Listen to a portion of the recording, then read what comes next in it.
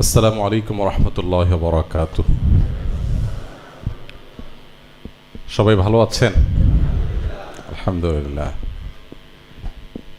ক্ষুধা লাগছে কার কার? ও, নাস্তাও খাওয়াইছে তারা? বিশাল ব্যাপার স্যাপার, মাশাআল্লাহ, আলহামদুলিল্লাহ। এশার নামাজ এখন আমাদের হয় নাই। এশার নামাজ অবশ্য একটু দেরিতে পড়াই উত্তম।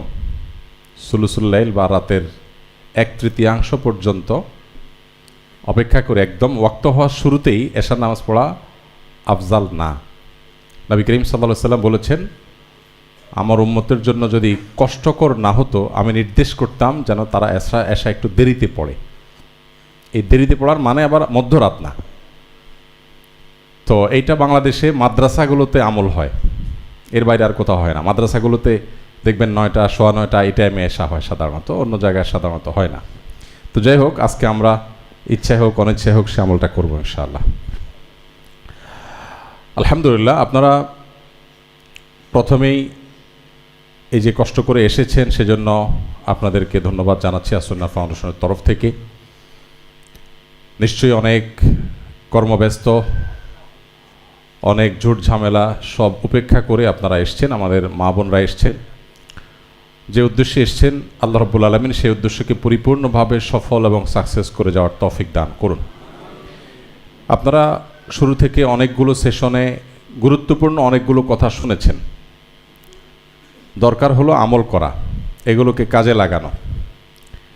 আমরা সবাই সর্বাত্মক চেষ্টা করব যে পরামর্শগুলো, যে অ্যাডভাইসগুলো আমরা পেলাম সেগুলো অনুযায়ী আমল করে রমাদানকে সবচেয়ে সফল এবং সার্থকভাবে কাটাবার চেষ্টা আমরা করব ইনশাআল্লাহ। আমরা আসুন্নাহ ফাউন্ডেশন থেকে যে কয়েকটা বই করেছি, আমাদের বেশিরভাগ বই রমাদান কেন্দ্রিক, এবং রমাদান কেন্দ্রিক বইয়ের এই কাজ আজকে নতুন না। এটা আমি আরও আজ থেকে 20 বছর আগে থেকে শুরু করেছি। 20 বছর আগে আমি রমাদান সম্পর্কে একটা ছোট্ট বই আমার ছিল, মাহে রমাদান ফাজাইল মাসাইল আমাল। এই দীর্ঘ 20 বছর ধরে রমাদানকে প্রোডাক্টিভ করার জন্য, সফল করার জন্য নানামুখী প্রচেষ্টার মধ্য থেকে আমরা আসুন্নাহ ফাউন্ডেশন থেকে এই সর্বশেষ এসে রমাদান প্ল্যানার, মাহে রমাদানের সাথে শামল, তারাবির সালাতে কোরআনের বার্তা, এই বইগুলো করেছি। নিচে বোধহয় স্টলে পাওয়াও যাবে। আপনারা এগুলো মানুষের কাছে পৌঁছে দিবেন যাতে অন্য মানুষজন পড়ে এবং আমল করে আমাদের রমাদান যেন সার্থক হয়, সাকসেস হয়। আল্লাহ আমাদের সবাইকে সেই তৌফিক দান করুন। যেহেতু আমার আগে আলহামদুলিল্লাহ অনেক গুরুত্বপূর্ণ সেশন হয়েছে, ওলামা একরাম কথা বলেছেন, বিভিন্ন এক্সপার্টরা কথা বলেছেন, তো আমার এখন ডিউটি একটু কমে গেছে। কারণ শেষে কথা বললে সুবিধা হলো যে দরকারি সব কথা বলা হয়ে যায়, খুব বেশি না বললেও চলে। তো তারপরেও যেহেতু বেশ কিছু জিনিস আপনাদের জন্য প্রস্তুত করা হয়েছে, সেগুলো আপনাদের সামনে পেশ করা দরকার, আমি পেশ করবো ইনশাআল্লাহ। আমার তৌফিক ইল্লা বিল্লাহ। প্রথম কথা হলো, রমাদান প্রোডাক্টিভ করতে হবে কেন? প্রোডাক্টিভ না করলে কি সমস্যা, কে বলতে পারেন?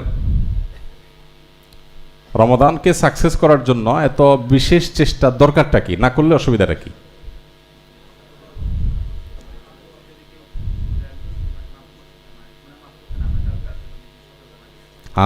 চমৎকার চমৎকার। ভাই বলেছেন যে নবী করিম সাল্লাল্লাহু আলাইহি সাল্লামের সেই হাদিস আমাদের সবার জানা।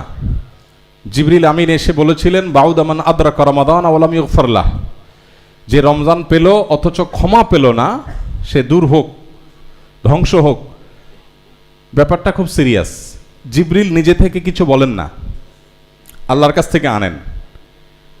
প্রস্তাব দিয়েছেন জিবরিল, আর সম্মতি জ্ঞাপন করেছেন নবী করিম সাল্লাল্লাহু আলাইহি সাল্লাম। কতটা সিরিয়াস! অতএব রমাদানকে যদি প্রোডাক্টিভ করা না যায়, রমাদানকে যদি সফল করা না যায়, সার্থক করা না যায়, তাহলে এটা অত্যন্ত ভয়াবহ বার্তার মুখোমুখি আমাদেরকে করে দিবে। যার কারণে বিষয়টা ফজিলতপূর্ণ বিষয়, পাইলাম না পাইলে না এরকম না। বিষয়টা ডু অর ডাইয়ের মতো। আমি রমাদানে যদি কিছু করতে না পারি, তাহলে আল্লাহর পক্ষ থেকে, আল্লাহর হাবিবের পক্ষ থেকে আমার জন্য কড়া সতর্কবার্তা আছে যে এত বড় সুযোগ পাওয়ার পরও হাতছাড়া করলে সে শুধু হতভাগাই নয়, তার জন্য দুর্ভাগ্য, তার জন্য সতর্কবার্তা এটা অবধারিত হয়ে যায়। তো এই জন্য প্রোডাক্টিভ রমাদান এটা আমাদের এমন এক লক্ষ্য যেটা আমাদেরকে অ্যাচিভ করতেই হবে, যেটা আমাদেরকে হাসিল করতেই হবে। আমরা চেষ্টা করব, নিয়ত করব, স্টেপ নিব। তৌফিক দাতা কে? আল্লাহ সুবহানাহু ওয়া তাআলা। আল্লাহ আমাদেরকে তৌফিক দান করুন। আমরা ছোট ছোট করে কয়েকটা বিষয় জানি নেই। প্রথম কথা হলো রমাদান কি ও কেন। রমাদান কি? রমাদান মাসটা, এটার তাৎপর্যের জায়গাটা কি, পরিচয়টা কি, এবং রমাদানটা আল্লাহ তাআলা কেন দিয়েছেন। আপনারা একটা হাদিস শুনেছেন যে লাইলাতুল কদর আল্লাহ তাআলা এই উম্মতকে দিয়েছেন। এই উম্মতের যে বৈশিষ্ট্যগুলো আছে এর মধ্যে একটা হল লাইলাতুল কদর এই উম্মতকে আল্লাহ দিয়েছেন। পূর্ববর্তী উম্মতদেরকে লাইলাতুল কদর দেওয়া হয়নি। লাইলাতুল কদরের এক রাতের ইবাদত 1000 মাসের ইবাদতের চাইতেও, 1000 মাসের চাইতে বেশি উত্তমের মানে কি লাখ মাস, সেটা বলা হয়নি। তার জ্ঞান কার? আল্লাহর আছে। তো 1000 মাসের চাইতেও উত্তম যে লাইলাতুল কদরের ইবাদত, সেটা এই উম্মতকে দেয়া হয়েছে। এই প্রসঙ্গে একটা হাদিস আপনারা নিশ্চয়ই শুনে থাকবেন, বেশ প্রসিদ্ধ এবং বহুল প্রচারিত হাদিস। সেটা হলো নবী করিম সাল্লাল্লাহু আলাইহি ওয়াসাল্লাম পূর্বের যে মানুষরা ছিল যারা অনেক বেশি হায়াত পেত, নূহ আলাইহিস সালাম কত বছর হায়াত পেয়েছেন? তো 900 বছর, 1000 বছর আরো বেশি হায়াত আগের যুগের মানুষ পেত। কিয়ামতের আগে আখিরি জামানার উম্মত হিসাবে নবী করিম সাল্লাল্লাহু আলাইহি ওয়াসাল্লামের উম্মত, তাদের হায়াত আস্তে আস্তে কমে আসছে। তো 1000 বছর ধরে আল্লাহর ইবাদত করে যতটা ভালো কাজ করা যায়, নেক আমল অর্জন করা যায়, অল্প সময়তে এত বেশি করা যায় না। তো আল্লাহ তাআলা লাইলাতুল কদর আমাদেরকে দিয়েছেন। এর একটা হিকমা এটাও হাদিস দ্বারা প্রমাণিত যে আমরা যাতে অল্প সময়ে অনেক বেশি ইবাদতের সওয়াব নিয়ে যেতে পারি। অতএব রমাদান আসছে আমাকে অল্প সময়ে বিপুল পরিমাণ সওয়াব আমার ঝুলিতে, আমার অ্যাকাউন্টে দিয়ে আমি যেন দুনিয়া থেকে যেতে পারি, সেই সুযোগটাকে আমাকে তৈরি করে দেওয়ার জন্য। সেই সাথে রমাদান আসছে আমাকে সারা বছর যে ক্ষতি, সেই ক্ষতিটা পুষিয়ে নেওয়ার জন্য। আমরা সারা বছর আমল ইবাদতের যে ঘাটতি তৈরি হয়, আমরা চাইলে রমাদানে আল্লাহ তাআলা সে আবহ তৈরি করে দিয়েছেন। শয়তানকে শৃঙ্খলাবদ্ধ করা হয়, জান্নাতের ডোর ওপেন করে দেওয়া হয়, জাহান্নামের দুয়ার বন্ধ করে দেওয়া হয়, অর্থাৎ ভালো কাজের একটা আবহ তৈরি হয়ে যায়। এই জন্য দেখবেন রমাদানে একজন আপদমস্তক খারাপ মানুষও তার মনোজগতে এক ধরনের পরিবর্তন হয়। পারলে শয়তানও মনে হয় একটু নেকামল করার চেষ্টা করে, এমন একটা ভাব।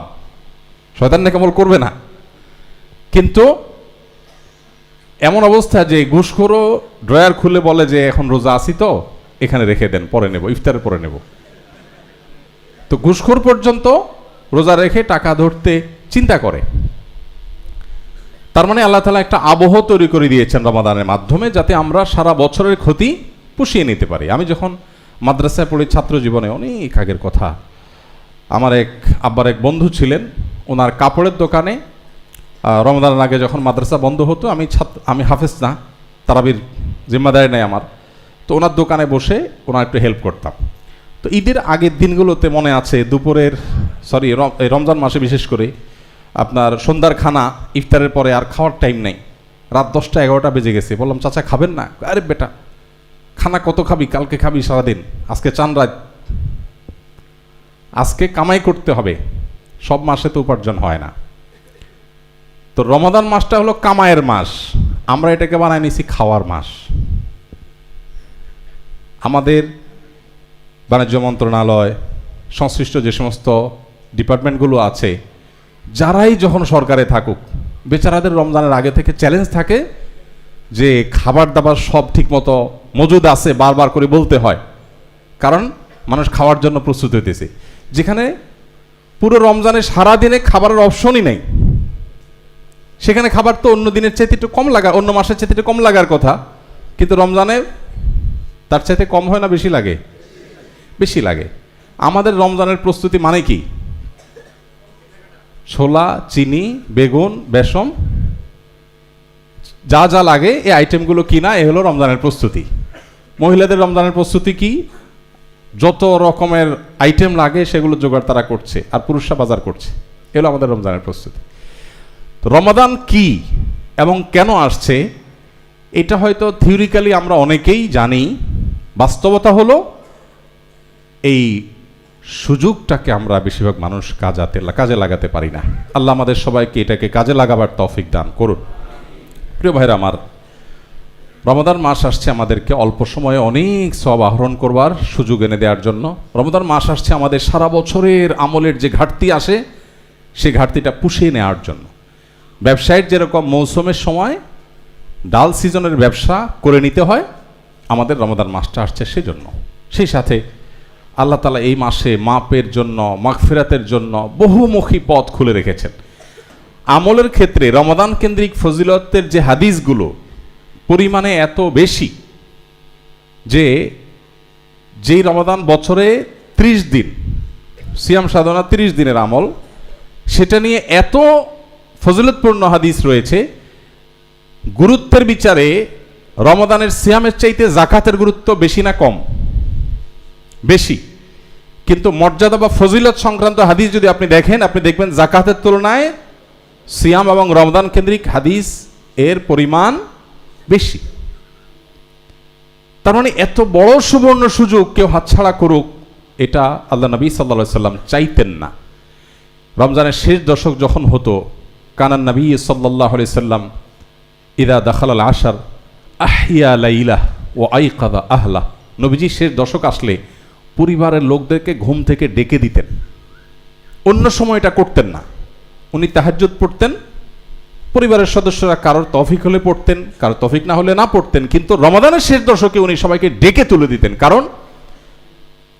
কারণ ব্যাপারটা হলো এরকম, আপনি যাচ্ছেন এখান থেকে সেমিনার শেষে বাসায় যাচ্ছেন, সুপার শপের সামনে আপনি যাচ্ছেন, আপনার সাথে আপনার ফ্যামিলির আর 2-4 জন আসছে, সেখানে দেখছেন সুপার শপের সামনে একটা বড় সাইনবোর্ড লাগানো আছে যে আজকে এখন রাত 12টা পর্যন্ত অফার চলতেছে, যে যা নিবে 101 টাকা। একটা অফার, যদি এটা বাস্তবসম্মত না, ধরুন 101 টাকা যে যা নিবে, বা একটা নির্দিষ্ট ট্রলি এটা ভরে নিবে অল্প একটা অ্যামাউন্ট দিয়ে, একজনে একটা ট্রলি নিতে পারবে। এখন আপনার গাড়িতে যদি আপনার সাথে আরো লোকজন থাকে ফ্যামিলির, এরা যদি একটু ঝিমায় যায়, গাড়িতে অনেক সময় ঝিমায় যায় না, আপনি বলবেন যে থাক আমি যাই, ওরা ঝিমাক, এটা বলবেন? আরে তাড়াতাড়ি উঠ, বোধ যেতে পারবি বাসায়, লুট করে নিয়ে যাচ্ছে মানুষ, জলদি আয়।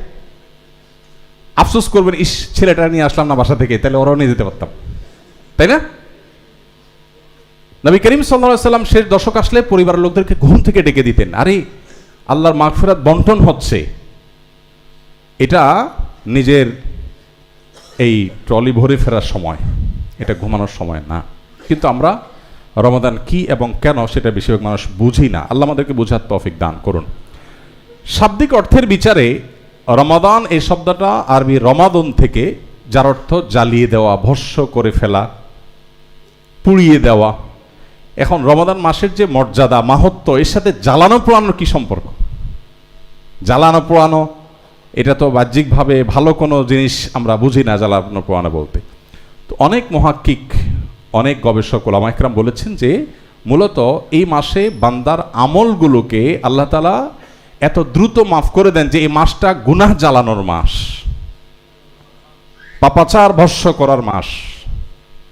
এত সুবর্ণ সুযোগ এই মাসটাতে আসে, এজন্য এই মাসের নামই হলো রমাদান। রমাদানের প্রধান আমল হলো সিয়াম, যেটাকে আমরা রোজা বলি। রোজার উদ্দেশ্য কি, লক্ষ্য কি? সবাই কি একমত? আমরা রোজা কেন রাখি? কেউ বলছেন আল্লাহর সন্তুষ্টির জন্য, কেউ বলছেন তাকওয়া অর্জন করার জন্য। কোনটা সঠিক উত্তর হবে? দুইটা তো সঠিক না। তাকওয়া ব্যাপার কি? এখন আওয়াজ একটু বেড়ে গেছে এটার পক্ষে। আপনার আল্লাহর সন্তুষ্টি চান না, তাইলে আবার তাকওয়া দিয়ে কি করবেন? আমরা রোজা রাখি কি আল্লাহর সন্তুষ্টির জন্য না তাকওয়ার জন্য? এতে আপনাদের বল পাল্টে গেল তো দেখি। বাংলাদেশের মানুষ এমন যে মাহফিলে আমরা কথা বললে সব ঠিক, যাই বলে হুজুর বললে কিছু বললেও সব ঠিক, খুব অনুগত মানুষ মাশাআল্লাহ। আচ্ছা যাক, সিয়ামের লক্ষ্য কি, রোজার লক্ষ্য কি? আল্লাহ তাআলা কোরআনে বলেছেন, আমরা সবাই আয়াত শুনেছি, ইয়া আইয়ুহাল্লাযীনা আমানু কুতিবা আলাইকুমুস সিয়ামু কামা কুতিবা আলাল্লাযীনা মিন ক্বাবলিকুম লাআল্লাকুম তাত্তাকুন। হে ঈমানদাররা, তোমাদের উপরে সিয়াম ফরজ করা হয়েছে, তোমাদের পূর্ববর্তীদের উপর যেমন ফরজ করা হয়েছে, যেন তোমরা আশা করা যায় তোমরা মুত্তাকি হবে এর মাধ্যমে। এখন তাহলে প্রশ্ন হলো, আল্লাহর সন্তুষ্টি কি উদ্দেশ্য না? উত্তর হলো, যে কোনো কাজের প্রাথমিক একটা লক্ষ্য থাকে, একটা প্রাইমারি টার্গেট থাকে, আর একটা থাকে ফাইনাল গোল বা ফাইনাল টার্গেট, চূড়ান্ত উদ্দেশ্য। সিয়ামের প্রাথমিক উদ্দেশ্য, প্রাথমিক লক্ষ্য তাকওয়া অর্জন করা, আর চূড়ান্ত লক্ষ্য হলো আল্লাহকে সন্তুষ্ট করে জান্নাতে যাওয়া। এটা হলো চূড়ান্ত লক্ষ্য, আর তাকওয়া অর্জন করাটা হলো প্রাথমিক লক্ষ্য। বিষয়টাকে আমরা একটা উদাহরণ দিয়ে বোঝার চেষ্টা করতে পারি। ধরুন আপনি রমাদানকে সামনে রেখে উমরায় যাচ্ছেন। আপনি আপনার বাসা থেকে গাড়িতে ব্যাগেজ সব উঠালেন, আপনি রওনা দিয়েছেন গাড়িতে করে। কোথায় যাচ্ছেন আপনি? কিভাবে উমরা যাবে? গাড়ি করে জিদ্দা যেতে পারবেন? তাহলে আপনি এই গাড়িতে উঠছেন কোথায় যাওয়ার জন্য? এয়ারপোর্টে যাওয়ার জন্য। এয়ারপোর্ট পর্যন্ত যাওয়া হলো আপনার প্রাথমিক লক্ষ্য, কিন্তু এইটা আপনার মূল লক্ষ্য না। মূল লক্ষ্য জেদ্দা পর্যন্ত যাওয়া। এখন যদি আপনি টাইমলি ফ্লাইট ধরার জন্য এয়ারপোর্টে যেয়ে পৌঁছতে না পারেন, তাহলে কি আপনি জেদ্দা যেতে পারবেন ওই ফ্লাইটে? ঠিক একইভাবে সিয়ামের প্রাথমিক লক্ষ্য হলো তাকওয়া অর্জন করা। এই যে আমরা প্রোডাক্টিভ বলতেছি, কার রমাদান প্রোডাক্টিভ হলো, কার রমাদান সার্থক হলো, এই জিনিসটা কে কত খতম কোরআন দিল এটার উপরে যতটা নির্ভর করে, কে কত আমল করলো তার উপরে যতটা নির্ভর করে, তার চেয়ে অনেক বেশি নির্ভর করে কে কতটা মুত্তাকি হতে পারলো। কারোর সিয়াম যদি তাকে মুত্তাকি বানায়, তাহলে সে এয়ারপোর্ট পর্যন্ত চলে যেতে পারলো টাইমলি, ইনশাআল্লাহ চূড়ান্ত লক্ষ্য যেটা আল্লাহর সন্তুষ্টি এবং জান্নাত, সেটাও এই সিয়ামের মাধ্যমে পাওয়া যাবে আল্লাহ তৌফিক দিলে। এজন্য সিয়ামের এই লক্ষ্যটা হাসিল করার চেষ্টা হবে রমাদানের সবচেয়ে বড় চেষ্টা। রোজা রাখা হলো রমজানের সবচেয়ে বড় চেষ্টা, ফরজ। রোজার চাইতে রমজান আর কোনো গুরুত্বপূর্ণ কাজ আছে? এই রোজাকে অর্থবহ করবার জন্য যে কাজটা লাগবে সেটা হলো তাকওয়া হাসিলের চেষ্টা, মুত্তাকি হওয়ার চেষ্টা। আল্লাহ আমাকে, আপনাকে, আমাদের সবাইকে মুত্তাকিদের কাতারে শামিল হওয়ার তৌফিক দান করুন। মুত্তাকিদের সর্বোচ্চ স্তরে আল্লাহ আমাদেরকে উন্নীত হওয়ার তৌফিক দান করুন। প্রিয় ভাইরা আমার, তাকওয়া অর্জন করব কিভাবে? সিয়ামের মাধ্যমে তাকওয়া অর্জন যে করব, সেটা কিভাবে করব? তাকওয়ার পরিচয় তো আমাদের জানা আছে সবার। তাকওয়ার পরিচয় জানেন না এমন কি আছে? একটু হাত তোলেন। কেউ আছেন যে তাকওয়া কি এটা জানেন না? সবাই জানেন। এবার আমি প্রশ্ন করি, প্রশ্ন করব না, থাক, সময় এমনি আমাদের হাতে কম। তাকওয়া সম্পর্কে একজন সাহাবী অত্যন্ত চমৎকার একটা উদাহরণ দিয়েছেন।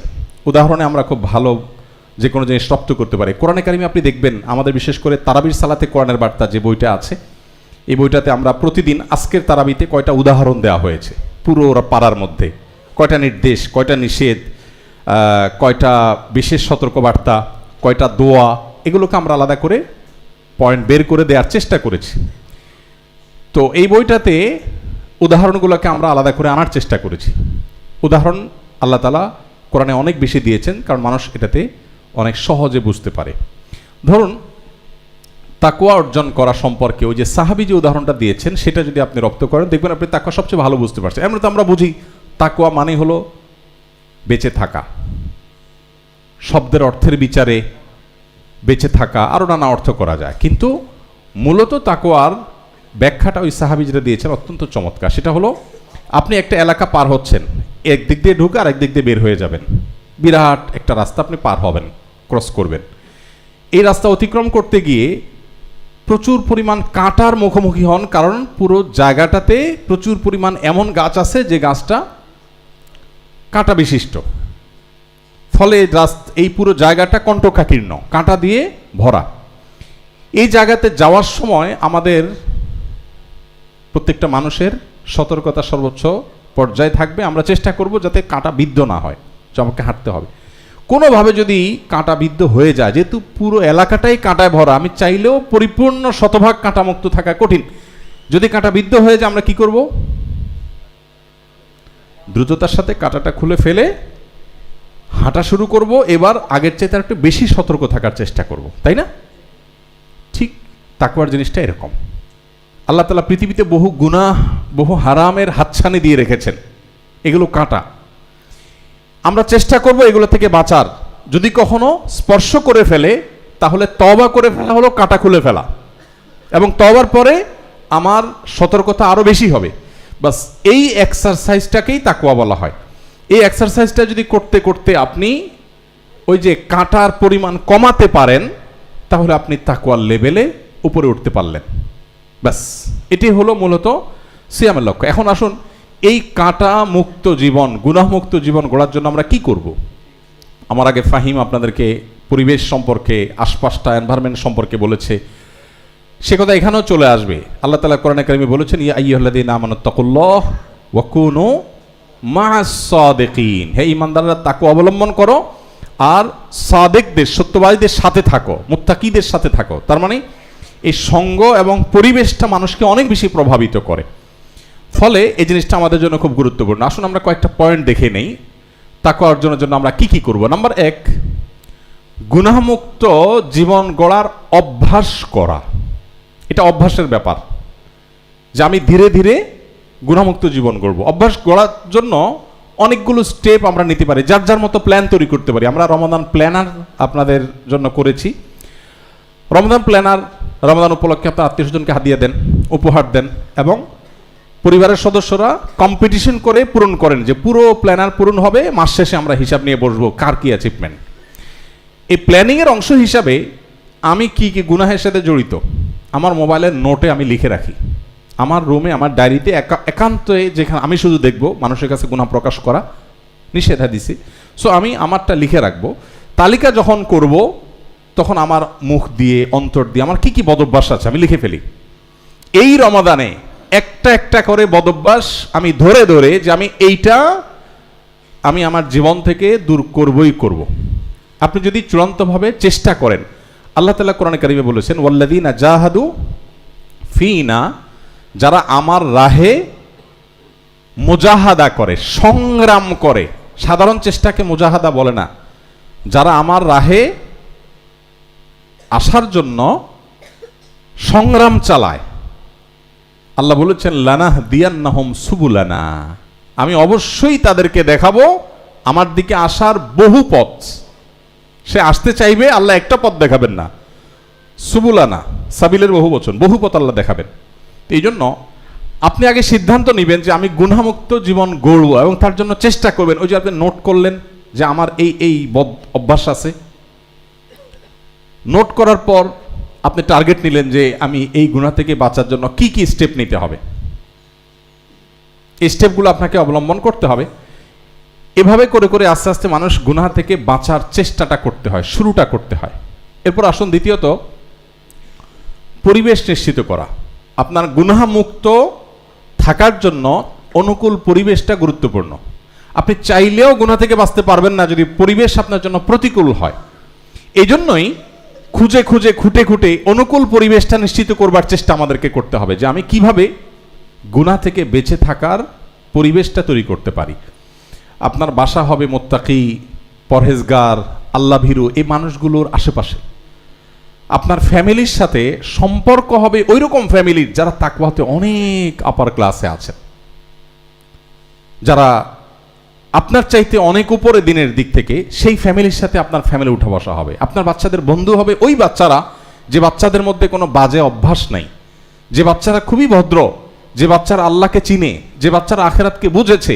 বিশেষ করে আমরা এখন যে বিশ্ব বাস্তবতার মুখোমুখি, চতুর্পাশে ওই যে গুনাহের কাঁটা, হাজার হাজার গুনাহের কাঁটা পরিকল্পনা করে এমনভাবে সেট করা হয়েছে, এটা গাছের কাঁটা মতো না যে র্যান্ডম পড়ে আছে, বরং আমাকে এই কাঁটা ফোটাবার জন্য নানান আয়োজন আছে। এখান থেকে বাঁচাটা সহজ বিষয় না। গতানুগতিক কিছু কাজ, একটু নামাজ পড়লেন, রোজা রাখলেন, একটু হজ জাকাত দিলেন, একটু দাড়ি রাখলেন, একটু মহিলারা পর্দা করলেন, এই কাজগুলো অনেক কঠিন কাজ না।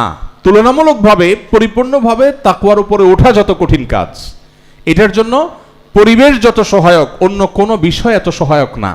বাহ্যিক আসবাব উপকরণ হিসাবে পরিবেশটা হবে সবচেয়ে বড় সহায়ক। এমনকি আমার প্রথম স্টেপেরও আগে এটা আসা উচিত, কারণ পরিবেশটা যখন অনুকূল হয় তখন মানুষ না চাইতেও তার দ্বারা ভালো কাজ করা সম্ভব হয়, আর যখন প্রতিকূল হয় সে চাইলেও অনেক সময় ভালো কাজ করতে পারে না।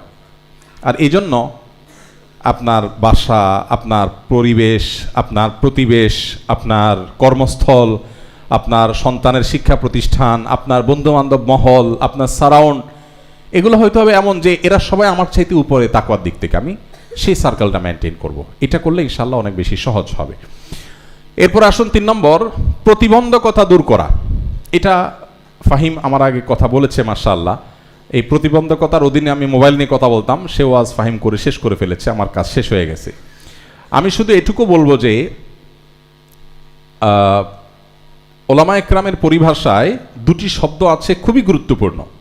একটার নাম হলো তাখলিয়া, খাদিয়া বা খদিয়া, তাখলিয়া। আরেকটা হলো তাহলিয়া, হাদিয়া। তাখলিয়া মানে হলো খালি করা, খালি শব্দটাও আরবি, ওখান থেকে তাখলিয়া। আর তাহলিয়া মানে হলো সজ্জিতকরণ। আমরা যখন ভালো কিছু নিজের ভেতরে আনতে চাইবো, আগে আমাকে খালি করা প্ল্যান করতে হবে।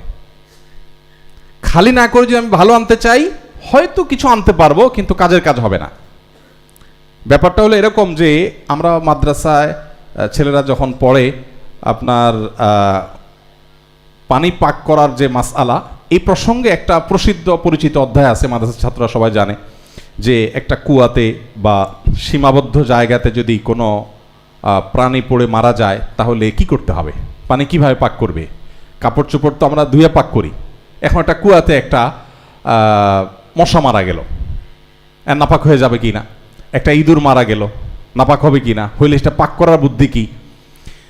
তো এটার জন্য প্রসেস আছে যে অমুক প্রাণী আকার অনুযায়ী অমুক প্রাণী মারা গেলে এত বালতি পানি তুলে ফেললে পাক হয়ে যাবে, অমুকটা হলে এর চেয়ে বেশি বালতি লাগবে, এরকম হার আছে। এখন ধরুন আপনার একটা কুয়া আছে, এই কুয়াতে একটা ইঁদুর পড়েছে বা যাই হোক বিড়াল পড়েছে, কুকুর পড়েছে, মারা গেছে। এখন এই পানি পাক করার জন্য আপনাকে এত বালতি পানি তুলতে হবে। আপনি পানি তুলছেন, কিন্তু মরা ওই ইঁদুরটা ভেতরেই ছিল, কি বলেন, পাক হয়ে যাবে? পাক হবে না। বরং আগে তাখলিয়া করতে হবে, আগে ওইটা ফেলতে হবে, এরপরে আপনি কুয়া থেকে পানি তুলবেন, আস্তে আস্তে পাক হয়ে যাবে পানি। ঠিক একইভাবে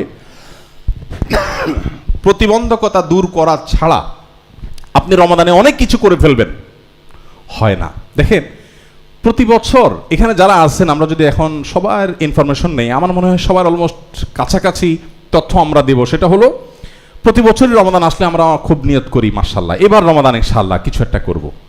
বাট যখন এই শেষ দশক আস্তে আস্তে যেতে থাকে, চাঁদ ওঠার সংবাদ শুনি, একদিকে ঈদের আনন্দ, অপরদিকে এক রকমের ব্যথা থাকে, পারলাম না, তো অনেক কিছু করার প্ল্যান ছিল বাট হয়ে উঠলো না। এই আফসোস করতে করতে আমরা রমাদানকে বিদায় দিতে হয়, ঠিক না? কেন হয়? কারণ সঠিক পরিকল্পনা নাই। এই যে তাখলিয়া তাহলিয়া, আগে খালি করা।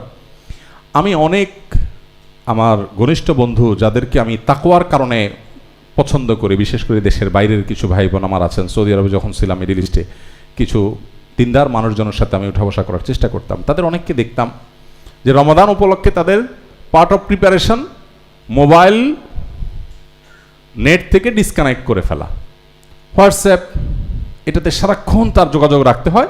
সব জায়গায় সে জানায় দেয় রমজানের 5-7 দিন আগে SMS করে দিই যে আমি 1 মাসের জন্য হোয়াটসঅ্যাপের বাইরে চলে যাচ্ছি, আমাকে পাওয়া যাবে না, সিমে SMS করতে পারেন বা কল করতে পারেন, আমি শুধু সিমে থাকবো, হোয়াটসঅ্যাপে থাকবো না। আবার অনেককে দেখেছি যে পুরো মোবাইল থেকেই গায়েব, মোবাইল হয়তো কারোর কাছে দিয়ে দিয়েছে যে কেউ ফোন করলে ধরবা, বলবা যে আমি এই কয়দিন মোবাইল ব্যবহার করছি না, খুব আর্জেন্ট কিছু থাকলে আমাকে জানাবা। এটা হলো প্রিপারেশনের একটা অংশ। মানে কিভাবে আমরা প্রতিবন্ধকতা দূর করব, কেন হয় না? আমরা গত বছর রমাদানে খতম করতে চাইছি, বাট খতমটা হয় নাই। গত বছর রমাদানে অনেক আমল করব, বাট হয় নাই। কেন হয় নাই?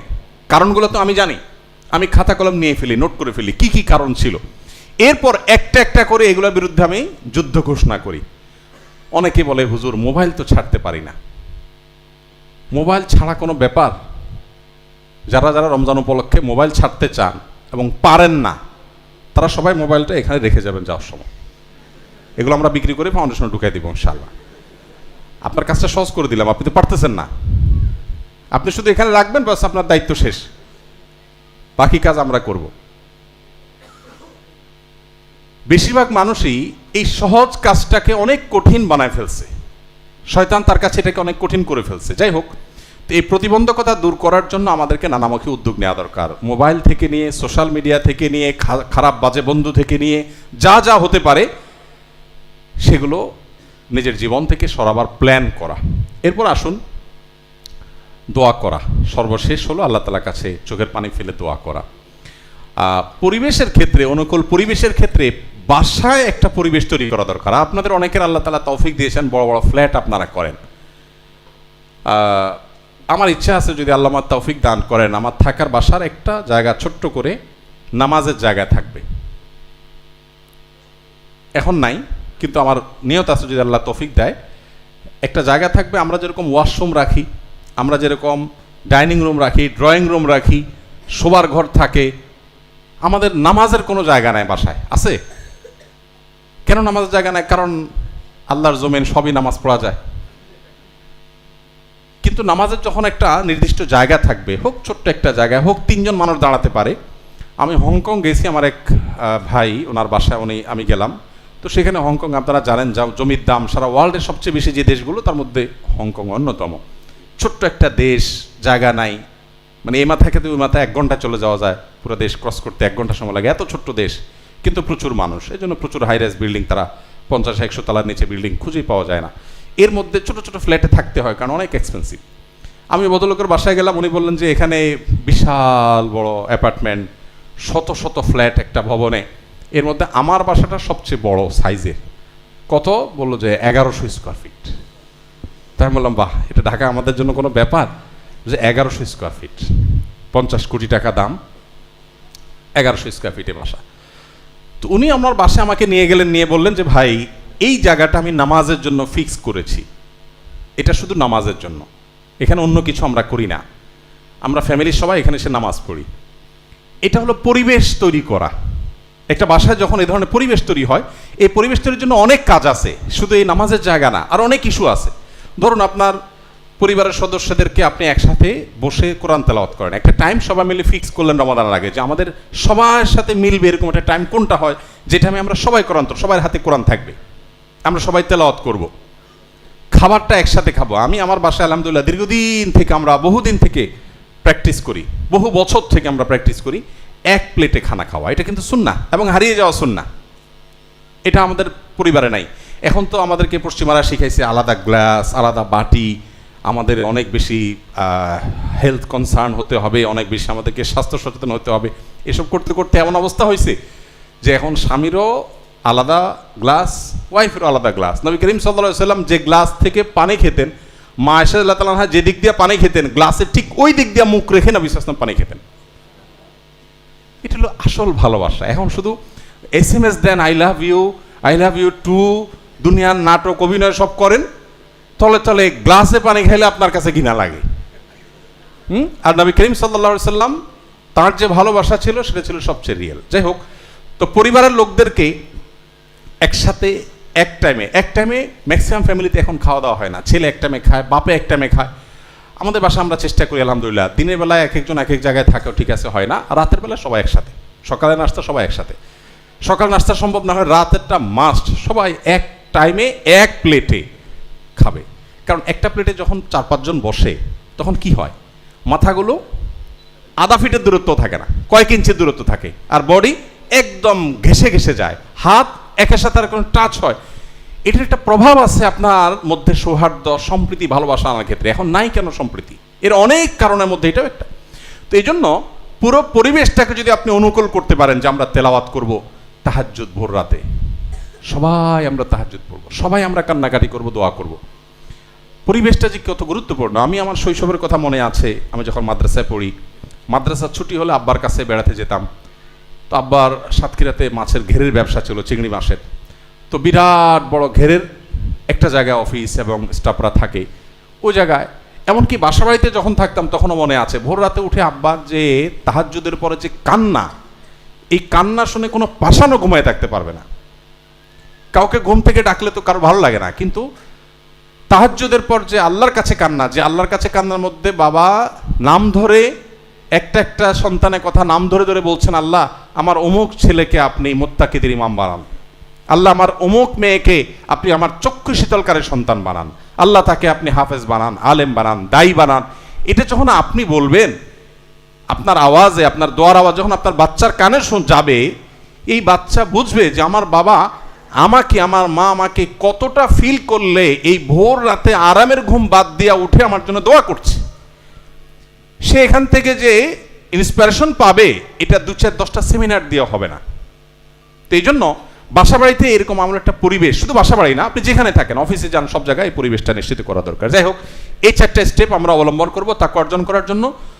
দোয়া সবসময় আল্লাহর কাছে চোখের পানি ফেলে দোয়া করা জরুরি, যে আল্লাহ আমি যেন নেক কাজ করতে পারি। আল্লাহ আমাদের সবাইকে সফলভাবে রমাদানকে কাটাবার তৌফিক দান করুন। রমাদানের 2টি ভার্সনের কথা বলবো আমরা। রমাদানের 2টি ভার্সন না বলে আমরা বলতে পারি সিয়ামের 2টি ভার্সন। এই ধারণাটা সাইয়েদ আবুল হাসান আলী আন-নাদবী, আপনার নাম শুনেছেন, ভারতবর্ষের একজন বড় মনীষী ছিলেন। এই ধারণাটা ওনার মূলত, উনি আমাদেরকে সিয়াম বুঝাবার জন্য দারুণ একটি উদাহরণ দিয়েছেন। আমার কাছে খুবই মনে হয়েছে যে সিয়াম বোঝার জন্য এটা চমৎকার, এই জন্য আমি আপনাদের সামনে উপস্থাপন করছি। সিয়াম সম্পর্কে উনি বলেছেন, সিয়াম 2 প্রকার। কয় প্রকার? একটা হলো রমাদানের সিয়াম, আরেকটা হলো জীবনের সিয়াম। জীবনের সিয়াম অর্থাৎ আমরা যে রোজা রাখি রমজানে বা রমজানের বাইরে নফল রোজা, এই রোজাগুলো, এগুলো যেরকম রোজা, আমাদের পুরো জীবনটাও একটা রোজা। রমজানের রোজা শুরু হয় কখন? শবে সাদিকের সময়। রমজানের রোজা শবে সাদিক এর শুরু হয়। জীবনের রোজা শুরু হয় কখন? মানুষ যখন প্রাপ্তবয়স্ক হয় তখন। রমজানের রোজা শেষ হয় কখন?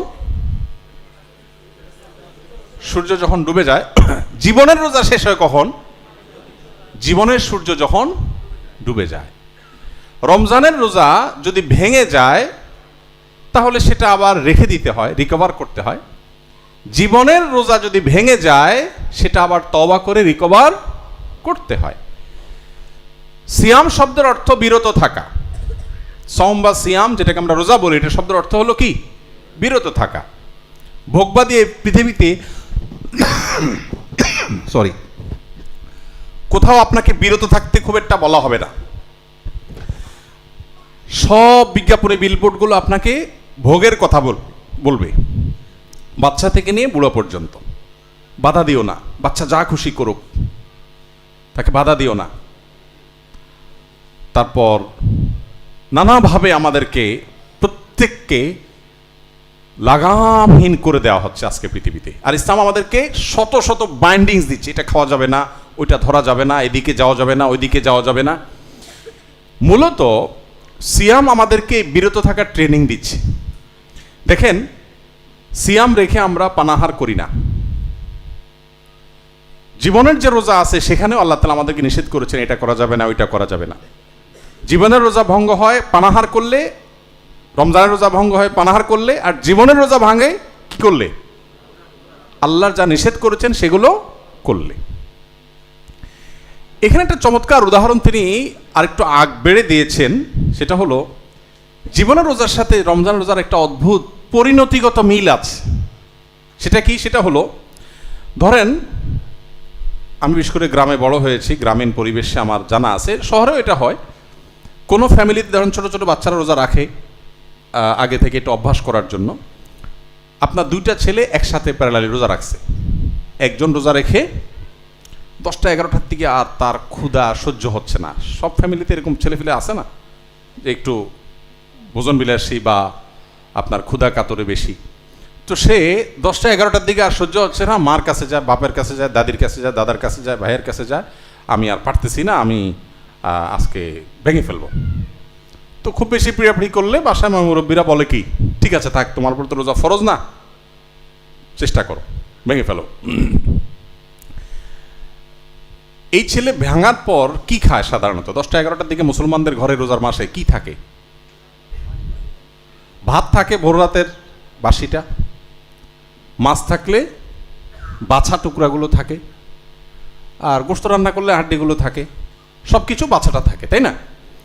এই ছেলে খাইছে, ক্ষুধার কষ্ট দূর হয়ে গেছে, এটা ঠিক, কিন্তু খুব ভালো কিছু খায় না এসে।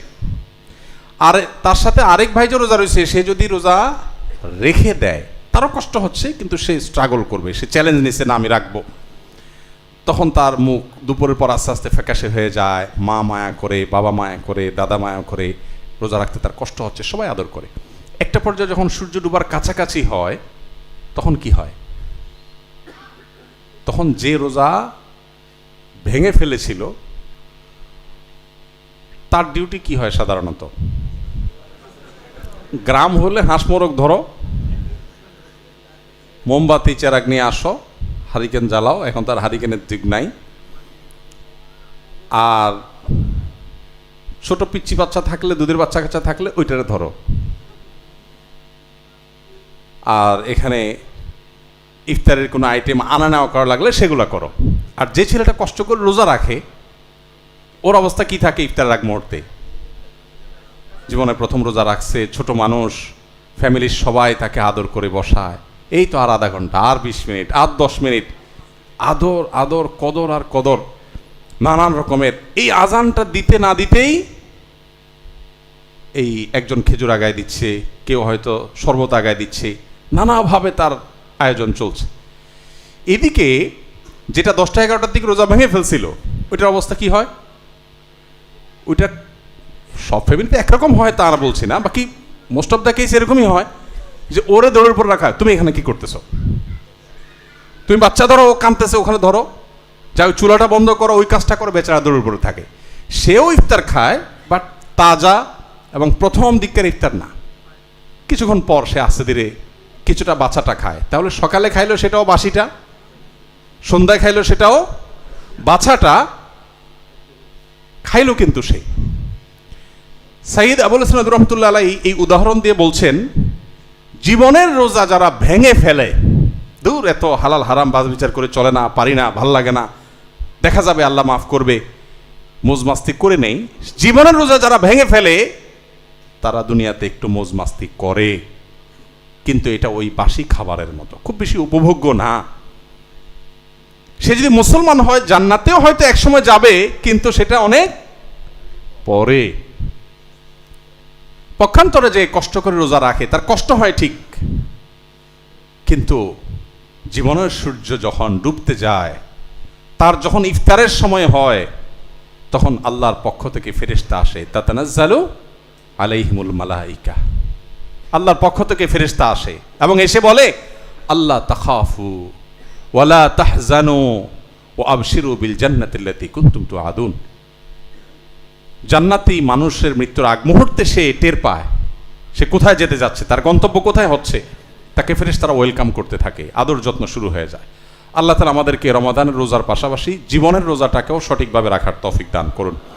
রমাদানের রোজা আমাদেরকে বার্তা দেয় যে আমাদের সমগ্র জীবনটাও একটা রোজা, অতএব শুধু পানাহার বর্জন না, সমগ্র জীবনে, পুরো জীবনে আমরা তাকওয়া চর্চা করব, আল্লাহর বাধ্যগত থাকবো, আল্লাহর হুকুমের বাইরে চলবো না, মুত্তাকি হয়ে নিজের জীবনকে গড়ে তুলবো। আল্লাহ আমাদের সবাইকে সে তৌফিক দান করুন। চলুন তাহলে সিয়ামের দুটি ভার্সন সম্পর্কে আমরা জানলাম। সিয়াম যেহেতু মূলত শব্দের অর্থই হলো বিরত থাকা, আপনারা লক্ষ্য করবেন সিয়াম রেখে আমরা 3টা জিনিস বর্জন করি, মানে সিয়ামের মূল স্ট্রাকচার ঠিক করবার জন্য। কি কি? পান, আহার, যৌনতা।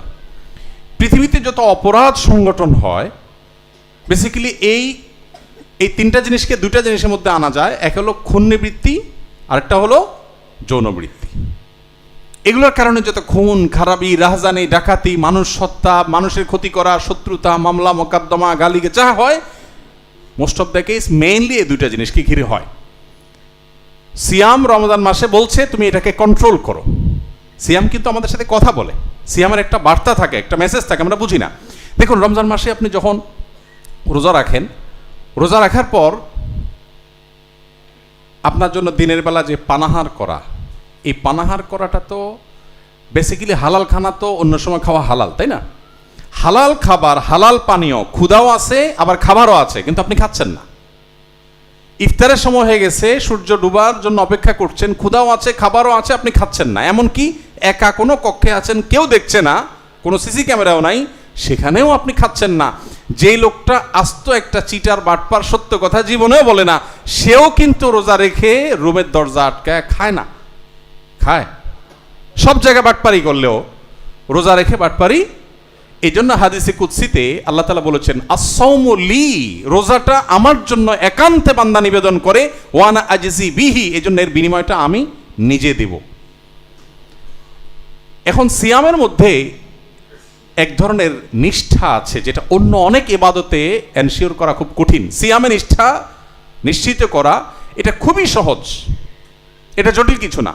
শুধু সিয়াম থেকে বার্তাটা নেওয়া যে আমার সামগ্রিক জীবনেও তো আল্লাহ আমাকে দেখছেন, তাহলে আল্লাহ নিষিদ্ধ কাজ আমি কিভাবে করি, এই বার্তাটা যদি আমরা নিতে পারি এবং জীবন পরিবর্তন করার সংকল্পটা করতে পারি, ইনশাআল্লাহ আমাদের সিয়াম এবং রমাদান সার্থক। আল্লাহ আমাদেরকে তৌফিক দান করুন। চলুন, সময় একেবারে শেষের দিকে।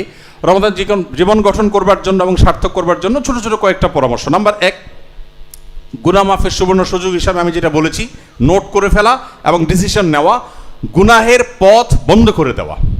আমি ফেসবুকে প্রচুর ভিডিও দেখি, রিল দেখি, ইউটিউবে প্রচুর শর্টস দেখি, আমি ওয়াজ শুনতে গিয়ে আওয়াজে চলে যাই, আমার ঠিকঠাক থাকে না। ওকে ফাইন, আমি নেট কানেকশন বন্ধ করে ফেলবো, খুব অসুবিধা হবে? কিছু অসুবিধা হবে, আমি বড় কিছু পাওয়ার জন্য কিছু অসুবিধা তো আমাকে মানতেই হবে। এই শক্ত সিদ্ধান্তটা নিতে পারলে আপনার জীবনে ব্যাপক পরিবর্তন আনা সম্ভব। তাহলে গুনাহ মাফের যে সুযোগ, এক হলো গুনাহ মুক্ত থাকা, আর হলো গুনাহ মাফ করানো। মাফ করানোর সুযোগ এজন্য যে বিশেষ করে শেষ দশকে নবী সাল্লাল্লাহু আলাইহি ওয়াসাল্লাম বলেছেন, ওয়ালিল্লাহি ওয়াতাকাউ মিনান নার ওয়া যালিকা ফি কুল্লি লাইলা। শেষ দশকের প্রত্যেক রাতে আল্লাহ তাআলা বহু মানুষকে জাহান্নাম থেকে মুক্তির ঘোষণা দেন, ডিসিশন নেন। এখন আমি জানি যে আমার ডিসিশন কি হলো না হলো, আদৌ আমি সেটার মধ্যে পেলাম কিনা, এর জন্য দরকার কি জানেন? আল্লাহ তাআলা চান বান্দার একটা বিনম্র অন্তর, চোখের পানি, দিলের দরদ ব্যথা। কত হতভাগা আছি আমরা, পুরো রমাদান চলে যায়, একটি বারের জন্য 5টা মিনিট আল্লাহর কাছে চোখের পানি ফেলে দোয়া করার সুযোগ আমাদের হয় না। আমি বলি এজন্য আমাদের রমজান 4 জিনিসের নাম, বাঙালি বা আমাদের সাবকন্টিনেন্ট, এমনকি ওয়ার্ল্ড ওয়াইড মুসলমানদের এখন অবস্থা দাঁড়িয়েছে এই যে রমজান মানে 4 জিনিস: রোজা রাখা, তারাবি পড়া, ইফতার করা, সাহারি করা। এই 4 জিনিসের রমজান সীমাবদ্ধ। আমরা যে মাহে রমজানের সাথে শামল বইটা লিখেছি, এই বইটা আপনারা একদম ছোটি বই, 1 নিমিষে পড়ে ফেলতে পারবে। এই সাথে শামল কিন্তু রমাদানের, এই সাথে শামলের মধ্যে কিন্তু 5 ওয়াক্ত নামাজ বলি না আমরা, কারণ এটা রমজানের না, এটা সারা বছরের। তা আপনি দেখেন, আপনি 4টা কাজকে রমাদান বানিয়ে ফেলেছেন, এর বাইরে যে আরো অনেক কাজ আছে আমরা অনেকে জানিও না। তো এই জন্য গুনাহ মাফের সুযোগ হিসাবে রমাদানের যখন সামগ্রিক সব আমলগুলোকে আমি আনবো এবং গুনাহ মাফের জন্য সর্বোচ্চ চেষ্টা করব, ইনশাআল্লাহ বিইذনিল্লাহ রমাদান আমার জীবনে বড় ধরনের ছাপ রেখে তারপর যাবে। তৃতীয়ত, যেটা একটু আগেও শুনলেন আপনারা ফাহিমের বক্তব্য থেকেও, যে বিবাদ বর্ষা থেকে বেঁচে থাকার নির্দেশনা আলাদা করে আছে রমজানকে কেন্দ্র করে। এখন রমজানকে কেন্দ্র করে আপনি দেখবেন যে শয়তান আরও বিভিন্ন ঝগড়ার আইটেম বাড়ায়, উপলক্ষ তৈরি করে।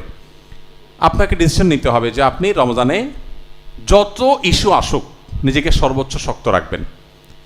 বাসা বাড়িতে, বিশেষ করে কর্মস্থলে, যে সমস্ত জায়গাগুলোতে আমাদের বর্ষা হয়, এই বর্ষা বিতর্কগুলো এগুলো ছাড়ার একটা প্রশিক্ষণ। আপনি রমজান পুরো মাস যদি ট্রাই করেন, রমজানের পরে দেখবেন কারোর সাথে ঝগড়া করার আগে দেখবেন হঠাৎ একটু বাধা আসছে, কারণ আপনি তো রমজান ধরে স্ট্রাগল করছেন, অভ্যাস করছেন।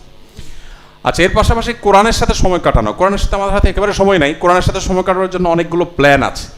এর মধ্যে একটা পরিকল্পনা হলো যে আপনি কোরআনটা বিশুদ্ধ করে তেলাওয়াতের জন্য কোনো একটা স্টেপ নেবেন। আসুন্নাহ ফাউন্ডেশন থেকে আমরা এই বছর রমাদান উপলক্ষে একটা ভিডিও তৈরি করেছি গত 1 বছর ধরে। ওস্তাদ হুসেন আল মাদানী একজন, যিনি মদিনা ইউনিভার্সিটি থেকে অনার্স করেছেন এবং মসজিদে নববীর টিচার ছিলেন কোরআনের, ওনাকে দিয়ে ভিডিওটা তৈরি করা হয়েছে এবং এই ভিডিওগুলো রমাদান উপলক্ষে পয়লা রমজান থেকে 25 বা 27 রমজান পর্যন্ত, 25 বা 27টা ভিডিও, 27 রমজান পর্যন্ত 10 থেকে 15 মিনিট সময় যাবে। এখন যার তেলাওয়াত সহি না, সে যদি পরিপূর্ণভাবে এটা ফলো করে, ইনশাআল্লাহ আশা করা যায় যে তার অনেকটা হেল্পফুল হবে। যদিও এটার জন্য ফিজিক্যালি শেখা অনেক বেশি গুরুত্বপূর্ণ এই অনলাইনে শেখার চাইতে। অনলাইনে কিছুটা হেল্প করবে আপনাকে অন্তত অ্যাটলিস্ট। তো আরও কোনো অপশন আপনার কাছে থাকতে পারে, সেটা আপনাকে করা। দ্বিতীয়ত হলো অর্থ বুঝে পড়া। আমি কোরআন সম্পর্কে আগে বলেছি, ফ্যামিলিতে কোরআন টাইম ঘোষণা দেওয়া। বেশিরভাগ ফ্যামিলিতে এখন যদি কোরআন তেলাওয়াত হয়, একটা রোগ হয়ে গেছে, সেটা হলো যে সবাই আস্তে আস্তে তেলাওয়াত করে। আমরা শৈশবে মনে আছে গ্রামে মা চাচিদের গুনগুন করে কোরআন তেলাওয়াত শুনতাম আমরা। এখন শোনা যায়? এখন সবাই উনি জাস্ট দেখে মনে মনে পড়ছেন। কোরআনের আওয়াজ এটা শয়তানের জন্য যে কত ভয়ঙ্কর আঘাত, এটা আমরা যদি বুঝতাম তাহলে চিৎকার করে কোরআন তেলাওয়াত করতাম। যদিও চিৎকার করে কোরআন তেলাওয়াত করতে বলা হয় না, বিশেষ করে অন্য কারো ডিস্টার্ব করে কোরআন তেলাওয়াত করতে বলা হয় না।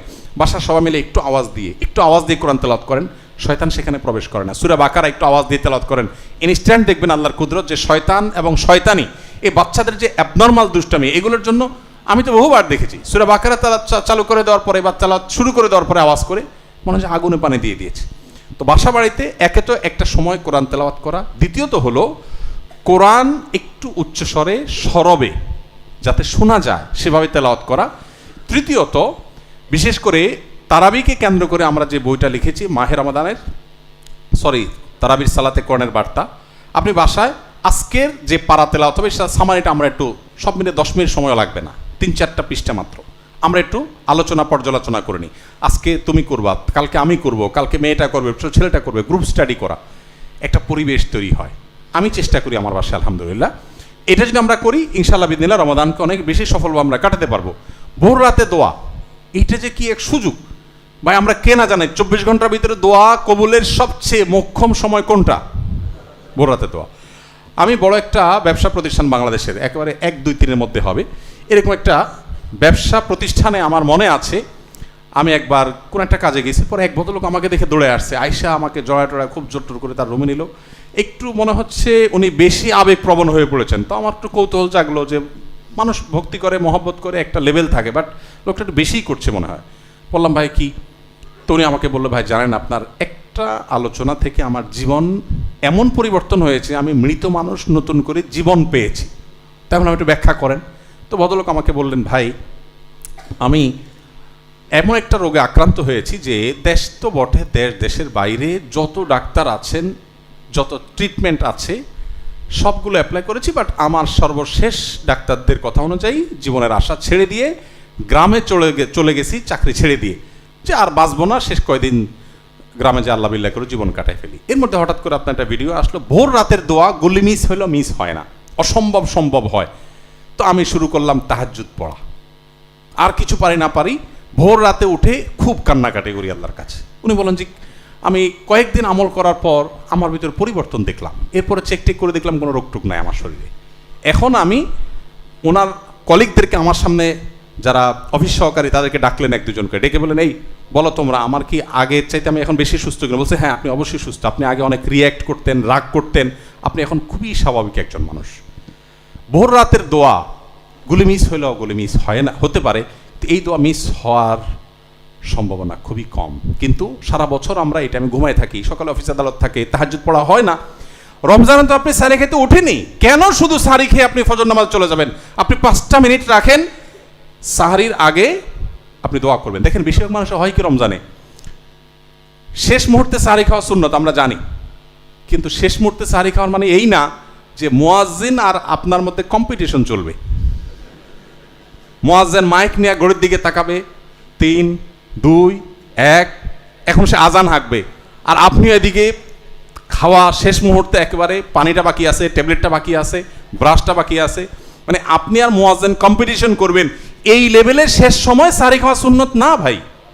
নবী করিম সাল্লাল্লাহু আলাইহি সাল্লাম শেষ মুহূর্তে সাহারি খেতে উৎসাহ দিয়েছেন, কিন্তু এর মানে এই না যে এত দেরি করা। এই জন্য যথাসম্ভব অন্তত কয়েক মিনিট আগে সারি শেষ করা। আপনি 5টা মিনিট দোয়া করেন, পুরো বাসা নিরিবিলি পরিবেশে অন্ধকারে কেবলামুখী দোয়া করেন, 2 রাকাত 4 রাকাত নামাজ পড়েন। এই সুযোগটা সারা বছর হয় না, কিন্তু এই রমাদানে আমি 30 দিন যদি আল্লাহর কাছে চোখের পানি ফেলে দোয়া করি, আরে মাগফিরাতের জন্য এটাই সবচেয়ে বড় সুবর্ণ সুযোগ। আরও তো অনেক চাওয়া আছে আল্লাহর কাছে। ইতিকাফ করা, ইফতারের আগে দোয়া করা। ইফতারের আগে তো আমরা হুলস্থুল করি, এটা বলার অপেক্ষা রাখে না। আমরা জাল হাদিস বানায় নিয়েছি, রমজানে খাওয়ার কোনো হিসাব নাই, রমজানে খাওয়ার কোনো হিসাব নাই। রমজানে খাওয়ার হিসাব তো আরো কড়া হওয়ার কথা। যে আল্লাহ যদি বলে বান্দা দিনের বেলা খাওয়াই বন্ধ করে দিয়েছে আর তোমার বাজেটই বাড়াই দিয়েছো তুমি, আরো উল্টা আরো ধরা খাওয়ার সম্ভাবনা। ইফতারের আগে খাবার নিয়ে ব্যস্ত হই, ঠিক আছে ভাই আমরা অনেক আইটেম খাই, 5-10 মিনিট আগে একদম রেস্ট্রিক্টিভ, যা হয়েছে হয়েছে, চুলায় হয়েছে বন্ধ করে দাও, 10 মিনিট সবাই আমরা দোয়া করবো চোখের পানি ফেলে। এই জিনিসগুলোকে আমাদের সিরিয়াসলি দেখা উচিত। আসলে না হওয়ার কারণে দেখা যায় ওই তাড়াহুড়া চলে যায়। ইফতার করেন আর আজানের জবাব দেন মাগরিবের, কয়জন আছেন? ম্যাক্সিমাম মানুষ আমরা মিস করি, একটু চেষ্টা করলে করা সম্ভব। ইতিকাফ করা, রমজানের সবচেয়ে মজা হলো শেষ দশকে। আমাদের দেশে প্রথম দশকে মসজিদ ফিল আপ হয়ে, বারান্দা ফিল আপ হয়ে রাস্তায় কার্পেট বিছানো লাগে। দ্বিতীয় দশক হলে বারান্দার মুসল্লি আর থাকে না, কার্পেট গোছায় ফেলে মুয়াজ্জিন সাহেবরা, এখন ভেতরে চলে আসে মুসল্লি। আর শেষ দশকে আসলে একদম ক্রিম যেগুলো ওয়াক্তিয়া মুসল্লি ওইগুলো থাকে, আর বাকি অতিরিক্তগুলো ঝরে পড়ে যায়। অথচ রমজানের স্বাদটাই হলো শেষে। নবী করিম সাল্লাল্লাহু আলাইহি সাল্লাম জীবনে কখনো ইতিকাফ ছাড়েন নাই। উনি জীবনে কখনো ইতিকাফ, দ্বিতীয় হিজরিতে রমজান রোজা ফরজ হয়েছে, দশম হিজরিতে মৃত্যু হয়েছে, এই 8 বছর কখনো রমজানের শেষ দশকে ইতিকাফ ছাড়েন নাই। 1 বছর ইতিকাফ রেখে আবার তাকে বের হয়ে যেতে হয়েছে। তিনি পরবর্তী বছর এটার কাজা হিসেবে 10 দিন আর ওই বছরের 10 দিন, মোট 20 দিন ইতিকাফ করেছেন। যে আমলটা নবীজি জীবনে একবারও ছাড়েন নাই, ম্যাক্সিমাম মানুষ জীবনে একবারও করেন নাই। শত্রুর সাথেও তো এই বৈপরীত্য থাকে না, সেখানে নবী সাল্লাল্লাহু আলাইহি ওয়াসাল্লামের সাথে এইরকম বৈপরীত্য। কজন আছেন এখানে হাত তোলেন একটু যারা ইতিকাফ করেছেন? মাশাআল্লাহ। কিন্তু তারপরেও দেখেন এখানে 30% মানুষ হবে হয়তো সব মিলিয়ে। তো চেষ্টা করবেন তো ইনশাআল্লাহ। ব্যস্ততার কথা এগুলো ছুঁড়ে ফেলে দেন। আমি ছাত্র জীবনে যখন ইতিকাফ করি, আমি যে স্বাদটা পাইছি ইতিকাফে, আমার কাছে মনে হয় যে ইতিকাফের বিনিময়ে যদি আমাকে যত বড় লোভনীয় অফার দেওয়া হোক, আমার মনে হয় না আমার দ্বারা ওইটা নেওয়া সম্ভব। আমাদের মসজিদের ফাউন্ডেশনের মসজিদ কমপ্লেক্সের জায়গা কেনার ঘোষণা দিয়ে আমি এবং সাব্বির আমরা মক্কায় বাইতুল্লাহ ইতিকাফ করতে গেছি। তখন আজ থেকে অনেক বছর, বেশ 5-6 বছর আগের কথা। তো যেহেতু 5-6 বছর 7 বছর আগের কথা, তখন ঘোষণা দেওয়ার পর আমরা চিন্তা করছি আমি থাকলে মানুষ অফিসে এসে একটু ডোনেশন করে, তো কিছু করছেও। এর মধ্যে চলে গেলাম ইতিকাফে। যাওয়ার পরে সাব্বিরকে বললাম, সাব্বির কাজটাকে ঠিক করলাম, ইতিকাফে একটা নমল আমল পরেও করতে পারতাম। মসজিদের টাকা লাগবে 15 কোটি, জমির টাকা, শুধু জমি কিনতে লাগবে 15 কোটি টাকা, 40 কাঠা জায়গা। টাকা উঠছে মনে হয় সব মিলে 50 লাখ 60 লাখ টাকা, 14.5 কোটি টাকা বাকি। আমি থাকলে তো মানুষের টাকা দিত, এখন আমি চলে আসলাম মক্কা, টাকাও তো মানুষ দিবে না। যাই হোক, যা হয়েছে হয়েছে, চলো দোয়া করি আল্লাহর কাছে, কান্নাকাটি করি। এই 2-3 দিন পর বোধ হয় ওখানকার 27 রমজান, বাংলাদেশের 26 রমজান, আমরা অ্যাকাউন্টসে ফোন দিলাম বিসমিল্লাহ পড়ে যে ভাই কি খবর অ্যাকাউন্টসের। তো আমরা ধরে নিছি যে হয়তো 1-2 কোটি টাকা হয়তো হয়েছে কিনা।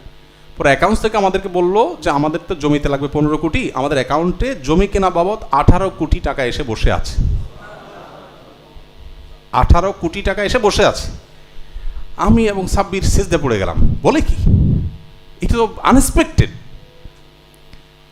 আপনি যদি মনে করেন যে আপনার রমজানের ইতিকাফ আপনার কাজকে ক্ষতিগ্রস্ত করবে, আপনি নিশ্চিন্ত থাকুন যে আপনার পেছনে বড় শয়তান লেগেছে, সবচেয়ে বড় মিথ্যুক শয়তান।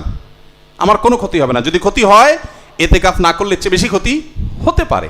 এটা ডিসিশনের ব্যাপার যে আমি ইতিকাফ করব, সব আগে ভাগে গোছায় নেব, কিচ্ছু হবে না। আপনি মরে গেলে কিচ্ছু থেমে থাকবে না, সব চলবে। অতএব ইতিকাফ করবো তো ইনশাআল্লাহ।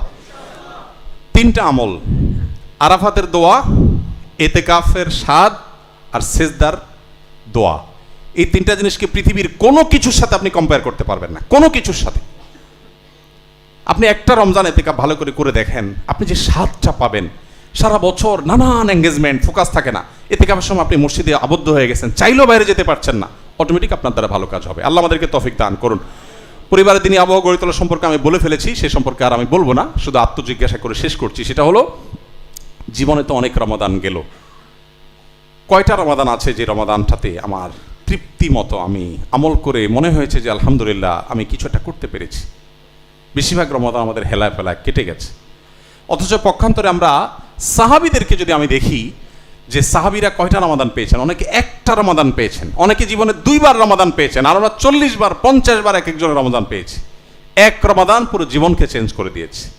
আসেন আমরা দোয়া করি এবং চেষ্টা করি এই রমাদান জীবনের শেষ রমাদান মনে করে এটাকে সর্বোচ্চ সিরিয়াসনেসের সাথে কাটাবার, সর্বোচ্চ সুফল ঘরে তোলার, সবচেয়ে প্রোডাক্টিভ করার, সবচেয়ে সার্থক করার চেষ্টা করব। আল্লাহ আমাদের সবাইকে তৌফিক দান করুন।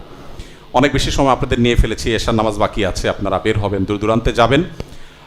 কথা হয়তো আরও অনেক বলার ছিল, আমরা বলবো ইনশাল্লাহ। সারা বছর আমরা কথা বলতে পারবো, কিন্তু আমার মনে হয় আমল করার জন্য খুব বেশি কথার প্রয়োজন নেই। আমাদের আজকে আপনারা দেখেছেন যে একজন ডায়েটিশিয়ান বা একজন বিষয় এক্সপার্ট আপনাদের সাথে কথা বলেছেন।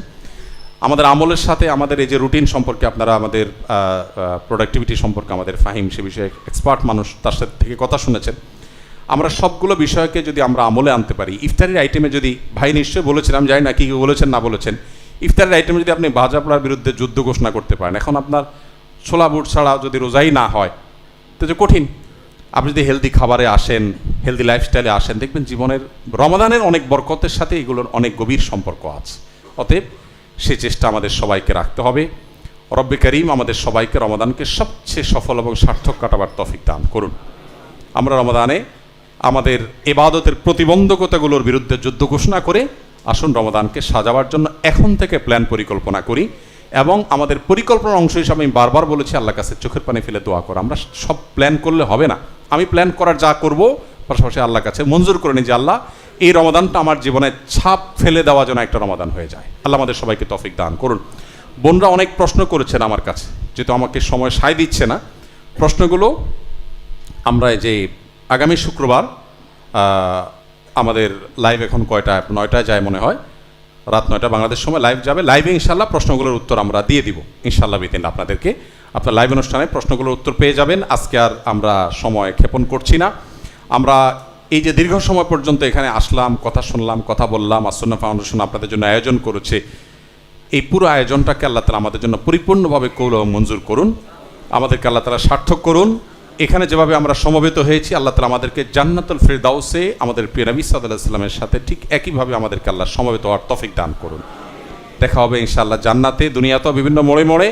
বাকি সবাই আমলের জন্য কম্পিটিশন নেমে যাবো ইনশাআল্লাহ। আজকে এখানে আমি শেষ করছি। হাদা মা ইনদি ওয়াল ইলমু ইনদাল্লাহ ওয়া জাযাকুমুল্লাহু খাইরা ওয়া আসসালামু আলাইকুম ওয়া রাহমাতুল্লাহি ওয়া বারাকাতুহু।